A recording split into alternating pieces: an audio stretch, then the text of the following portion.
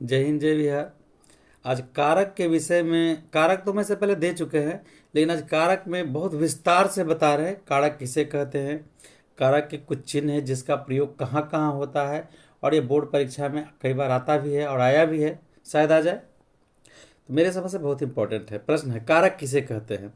और ये कारक की परिभाषा ही नहीं, कारक के सभी चिन्ह के संकेत के साथ साथ हम सबका परिभाषा भी पूरा दे रहे हैं और पहचान भी दे रहे हैं, इसलिए इसे गौर से पूरी तरह देखिए, समझिए और याद कर लीजिए। कारक देखिए कैसे कॉपी लिखना है, ध्यान रखिएगा। कारक संज्ञा या सर्वनाम के जिस रूप से वाक्य के अन्य शब्दों के साथ उसका संबंध सूचित हो उसे कारक कहते हैं। जैसे श्री रामचंद्र ने खारे जल के समुद्र पर बंदरों से पुल बंधवा दिया। तो ये कारक कैसे, रामचंद्र ने हुआ, जल के हुआ, में पर हुआ, से हुआ, इसमें कितने कारक के चिन्ह हैं, तो ये कारक हुआ। अब कारक के भेद देखिए। अब कारक के भेद कर्ता, कर्म, करण, संप्रदान, आपादान, संबंध, अधिकरण और संबोधन, सभी कारक के चिन्ह अलग अलग हैं। कर्ता ने, कर्म को, करण से, संप्रदान के लिए को, आपादान से, संबंध का के की, अधिकरण में पर, संबोधन हे, हो, अरे, अजी, इतना होता है। अब बारी बारी से इन सब का परिभाषा देते हैं। कर्ता, वाक्य में जो पद काम करने के अर्थ में होता है उसे कर्ता कहते हैं। जो काम करने वाला होता है उसे कर्ता कहते हैं। जैसे मोहन पढ़ता है, ये मोहन पढ़ने का काम कौन कर रहा है, मोहन, तो मोहन कर्ता हो गया।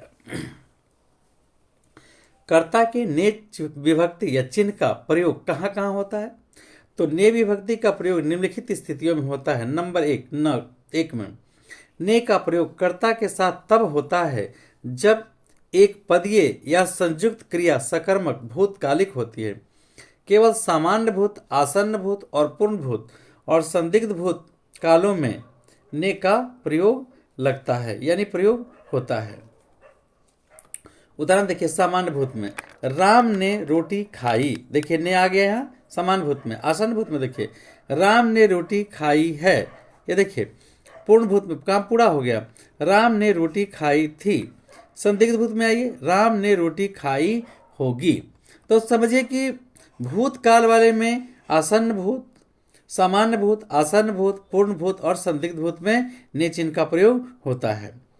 दूसरा, सामान्यतः आक्रमक क्रिया में ने विभक्ति नहीं लगती है, किंतु कुछ ऐसी आक्रमक क्रियाएं हैं जैसे नहाना, छींकना, थूकना, खांसना, जिनके उपयुक्त भूतकालों में ने चिन्ह का प्रयोग होता है। जैसे उसने थूका, राम ने छींका। अब तीसरा, जब आक्रमक क्रिया सकर्मक बन जाए तब प्रयोग ने का प्रयोग होता है, अन्यथा नहीं होता। जैसे उसने टेढ़ी चाल चली, उसने लड़ाई लड़ी। अब है ने विभक्ति चिन्ह का प्रयोग कहाँ नहीं होता है, ये भी जान जाइए।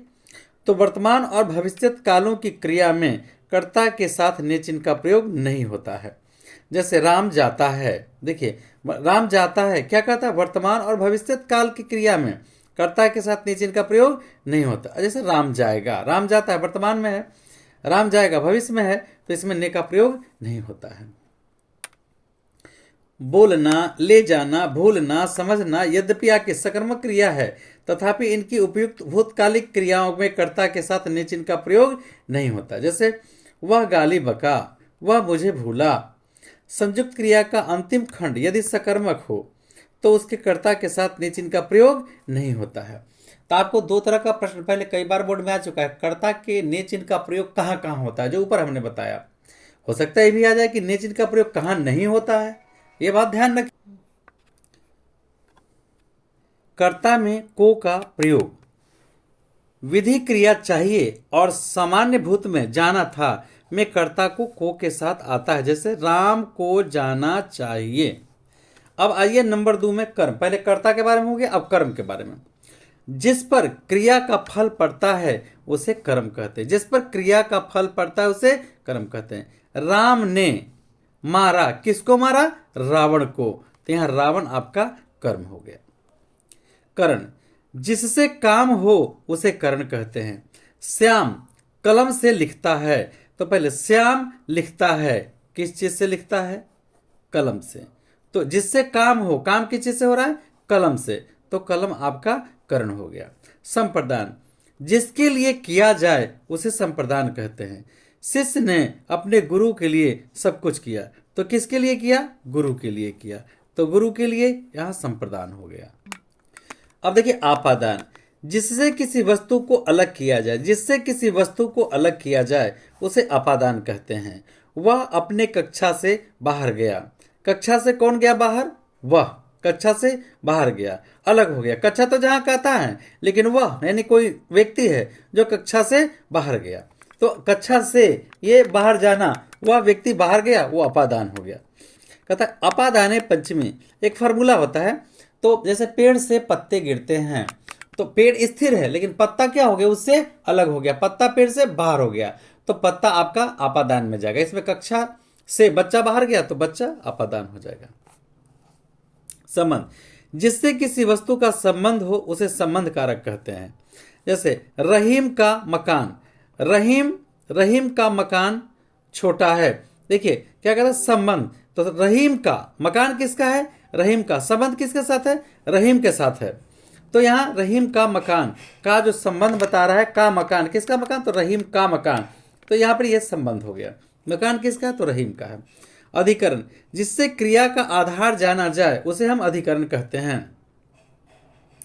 जैसे लड़की घोड़े पर, देखिए जिससे क्रिया का आधार जाना जाए, तो लड़की घोड़े पर बैठी है, तो आधार क्या है बैठने का? घोड़ा। आधार क्या है? घोड़े पर बैठी है, तो घोड़ा आधार हो गया। संबोधन, जिससे किसी को पुकारा या संबोधित किया जाए उसे संबोधन कहते हैं। अरे भाई, तो किसको पुकारा जा रहा है? भाई को। ये अरे भाई, ये संबोधन।